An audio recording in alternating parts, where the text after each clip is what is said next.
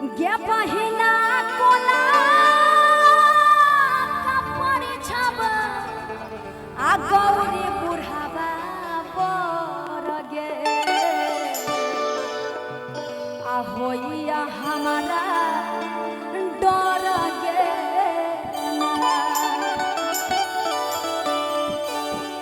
गे पहिना कोना कपड़ छब आ गौरी बुढ़ावा पर गे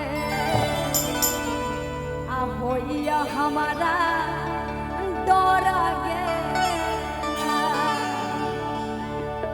ई भजन वही समय के बात है जब भोलेनाथ जी के बियाह होए वाला रही, मतलब बारात लेके आवे छथिन तो सखी सब उनकर रूप देख के मतलब ई गाना के भाव छे कि केना परिछबे एहन दुल्हा के, बाप रे बाप, सांप के माला छे, केस सब कैसन दोनिए, मुंह कान कैसन छे, बाप रे बाप, दुल्हन इतना सुंदर, तै के लेल गीत छे। आज्ञा बहिना कोना कपड़ छापा गौरी बुढ़ावा पर गे होइया हमारा डर गे। क्या बहिना कोना कपड़ छापा गौरी बुढ़ावा पर गे होइया हमारा डर गे। क्या बहिना कोना कपड़ छापा गौरी बुढ़ावा पर गे होइया हमारा डर गे। पैसा ले लीजिए, दे दे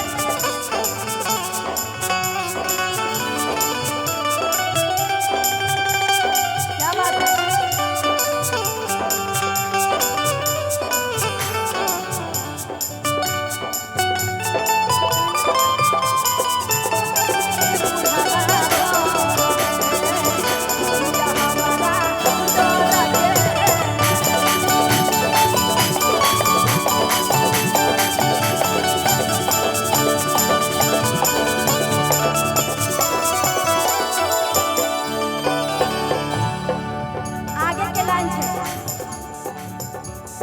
बर के छोटा काला गाला बुढ़ावा देखै में कम। अब रह दियो, मेला ला बचा के रखो ना, काली सब के मेला देखा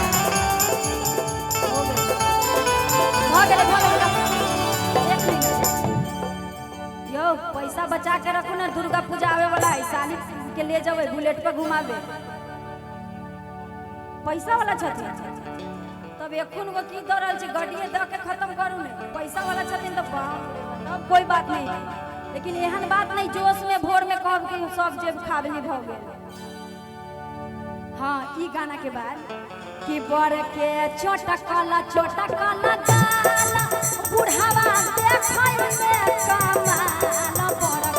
बर के छोटा काला गाला बुढ़ावा देखै में कमाल। सखी है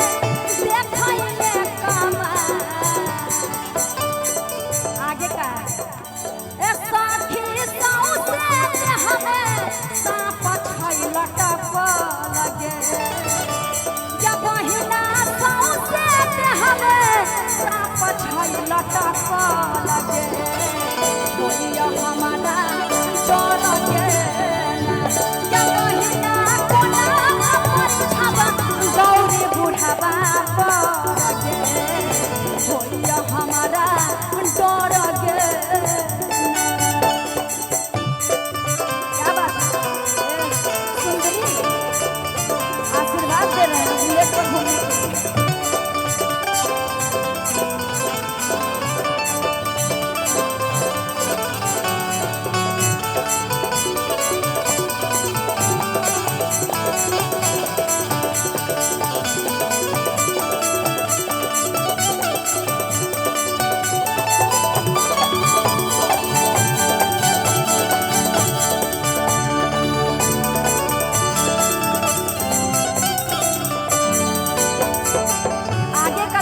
भोलेनाथ जी शादी करने आए थे तो देह पर चादर उधर कुछ नहीं था, बस मिर्गा का छाला पहन के आए थे, इसीलिए लाइन है कि बड़ के चादर नहीं धोती एकटा बान्हल छैला मोटी।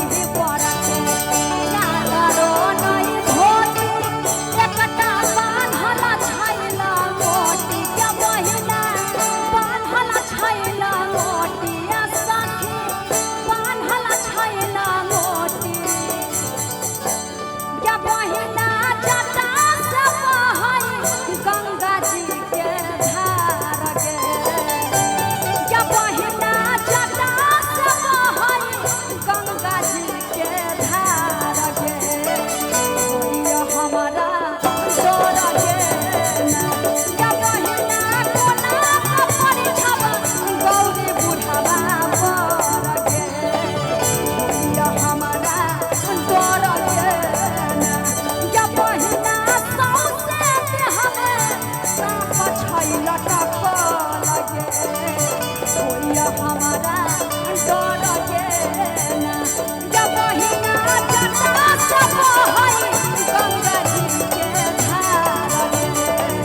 होइया हमारा डर गे माँ